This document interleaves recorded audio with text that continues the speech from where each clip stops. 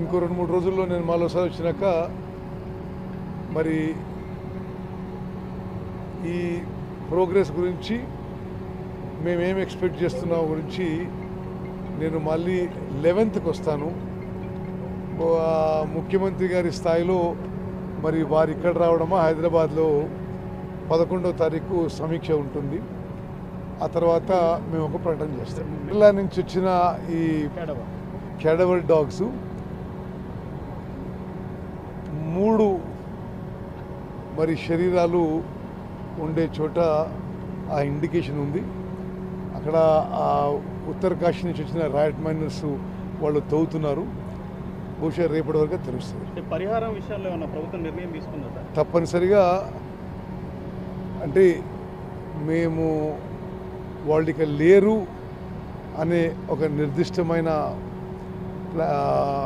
డెసిషన్కి వచ్చినప్పుడు మంచి స్థాయిలో కంపెన్సేషన్ ఇవ్వదు. కాబట్టి లోపల ఇంకొంచెం క్రిటికల్గానే ఉందంట కదా, కండలంతా కూడా క్రాక్స్ వచ్చినాయి.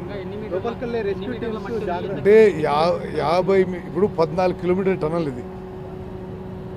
13 కిలోమీటర్ల 950 మీటర్ల వరకు ఇప్పుడు అంతా క్లియర్గా ఉంది.